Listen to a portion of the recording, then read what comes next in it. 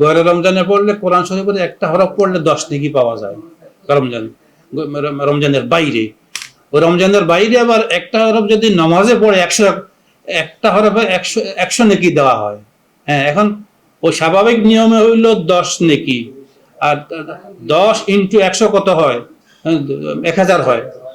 আর রমজানে যেহেতু 70 গুণ বেড়ে যায়, 1000 × 70 কত হয়? 70,000। হ্যাঁ, 70,000। আমি চিন্তা করছেন একটা হরফ পড়লে 70 জন 7,000। যাই হোক, তো একটা হরফ পড়লে এইভাবে 7,000 নাকি পাওয়া যায় মাহে রমজানে। যারা তারাবি পড়ছেন সব অনেক বেড়ে যাচ্ছে। এই সেম ওই উমরার ক্ষেত্রে, অন্য নফল না, আমাদের ক্ষেত্রে শরীয়তের বিবেচনা সব হলো কিন্তু 18 বছর না, 15 বছর। যাদের স্বপ্নদোষ হয় নাই এখন পর্যন্ত, মাসিক হয় নাই মেয়েদের, তাদের সর্বোচ্চ 15 বছর হইলেই সে সাবালক হয়ে গেছে। কিন্তু এর পূর্বে 12 বছরে অনেক ছেলে কিন্তু সাবালক হয়ে যায়, অনেক মেয়ে 11 বছর বয়সে কিন্তু সাবালক হয়ে যায়, তার মাসিক যদি শুরু হয়ে যায়।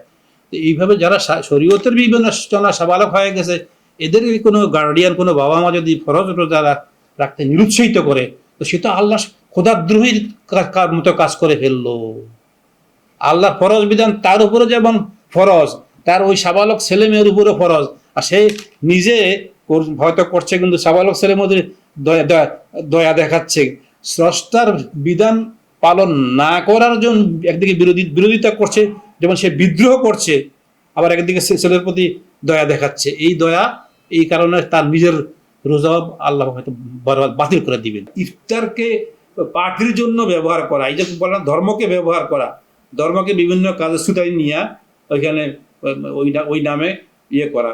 ভালো কাজ তো করেন, ভালো, যখন ওই ধর্মকে টাচ ব্যবহার করছি আমি, এমন কিছু যেন ফুটে না উঠে, এটা আমার খেয়াল রাখতে হবে।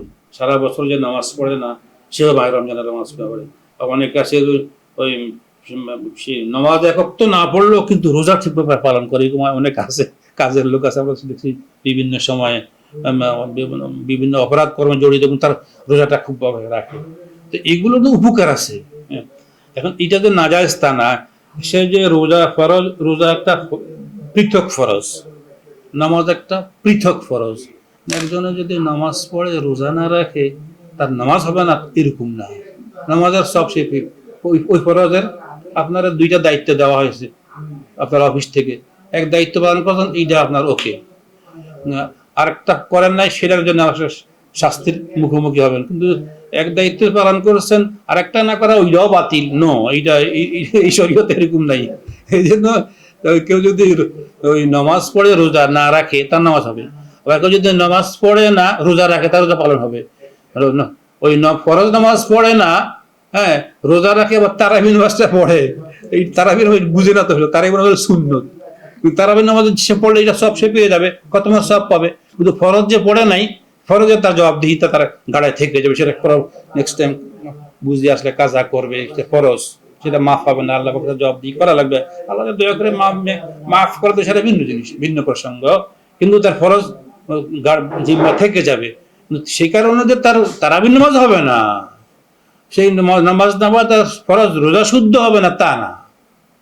হ্যাঁ, কারণ 3টা দায়িত্বের মধ্যে আমি 2টা করলাম, ও 2টা ওকে, একটা করি না, এটার জন্য তবা তাইদ করে হয়তো কাজা করলে, কাজা সিস্টেম থাকলে কাজা করব, ক্ষমা চাইব কর্তা স্রষ্টা, আর আপনি নির্দেশ দিয়েছিলেন 2টা করছি, একটা পারি নাই, মাফ করেন, আল্লাহ মাফ করে দিতেও পারে। এই কথা বলা যাবে না তুমি রোজা নামাজ পড়ো না, তোমার রোজা হবে না। তারাবি নামাজ পড়ো না দীক্ষা তোমার, অথবা তুমি 10 টাকা তারাবি পড়ছো, 20 টাকা পড়ো নাই, বিতর্ক আছে না। হ্যাঁ, 10 টাকা পড়ছো, তোমার রোজা হবে না, তোমার তারাবি হবে না, এইসব কথা ঠিক না।